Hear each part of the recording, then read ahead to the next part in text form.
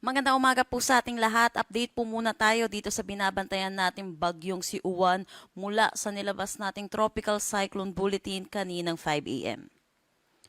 So itong si Bagyong Uwan ay nakalabas na ng ating Philippine Area of Responsibility kaninang 1:30 a.m. Bagamat nakalabas na ito ng ating PAR, meron pa rin po tayong mga tropical cyclone wind signal na nakataas sa ilang areas natin kaya pinapangalanan pa rin po natin or tinatawag pa rin po natin siya sa ating local name na Uwan. At inaasahan din naman po natin papasok muli ito ng ating Philippine Area of Responsibility patungo na ng Taiwan. Sa ngayon, nananatili pa rin naman siya sa typhoon category at ito'y huling namataan sa line 365 kilometers west ng Calayan, Cagayan.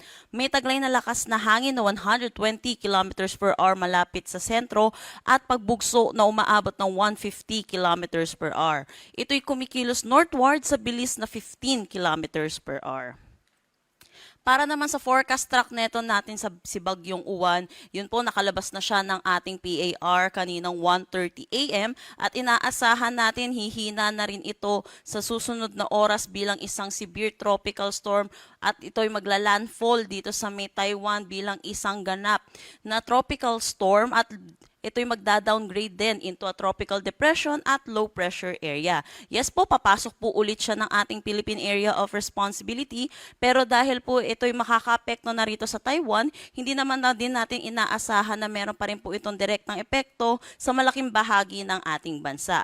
Pero dahil po sa lawak na itong si Bagyong Uwan, posible makaranas pa rin na malakas na bugso ng hangin kahit nandito na po siya sa Taiwan, dito sa extreme northern Luzon, particularly dito sa may Batanes at Babuyan Island. So iba yung pag-iingat pa rin po para sa ating mga kababayan. Dulot pa rin po ng mga hangin na posibleng dulot nito ni Uwan.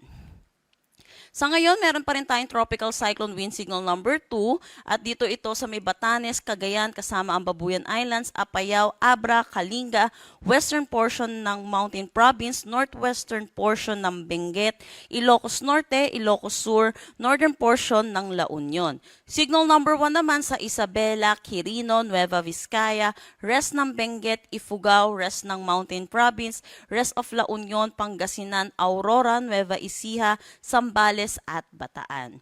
Dito rin signal number 1 sa Tarlac, Pampanga, Bulacan, Metro Manila, Cavite, Laguna, northern at western portions ng Batangas, Rizal, northern portion ng Quezon kasama ang Pulilio Islands at yung Lubang Islands na lamang dito sa may Occidental Mindoro.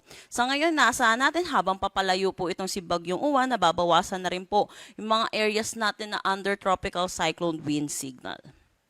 Sa ngayon, pag makakaranas pa rin ng mga occasional na malalakas na bugso ng paghangin, ngayong araw sa malaking bahagi pa rin ng Luzon, Western Visayas, Negros Island Region at Northern Samar. Dulot po rin po ito ng bagyong si Uwan. Bukas naman ay makakaranas pa rin ng mga bugso ng hangin, dulot na itong ni Uwan sa Ilocos Region, Cordillera Administrative Region, Cagayan Valley, Bicol Region, Zambales, Bataan, Cavite, Quezon at Aurora. At yun po, gaya po nung sinabi ko kanina, posible pa rin yung malalakas na bugso ng hangin kahit itong si Uwan ay nandito na sa may Taiwan, dito sa may Batanes at Babuyan Islands.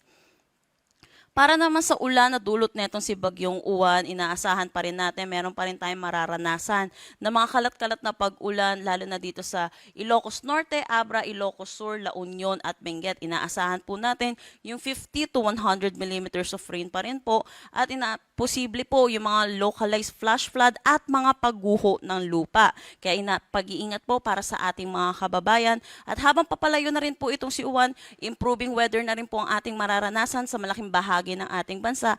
Pero sa mga susunod na araw, meron po tayong nakikitang posibilidad na intertropical convergence zone dito sa may Palawan, Visayas at Mindanao na posible din magdala ng mga kalat-kalat na pag-ulan sa kanila. Wala na tayong nakataas na anumang storm surge warning sa anumang parte ng ating bansa. Pero pagdating sa gale warning, meron tayong nakataas dito sa Batanes, Cagayan kasama ang Babuyan Islands, Ilocos Norte, Ilocos Sur, La Union, Isabela, Pangasinan, Zambales, Bataan, Batangas, Occidental Mindoro kasama ang Lubang Islands. Kaya pinag-iingat po natin mga kababayan natin mangingisda at may mga sasakyan malit pandagat na delikado po muna pumalaot dito po sa mga nasabi po nating coastal areas. At yan po muna yung latest nating update dito sa bagyong si Uwan. Next update po natin ay mamayang 11 a.m. Para sa karagdagang impormasyon, bisitahin ang aming mga social media pages at ang aming website pag-asa.dost.gov.ph.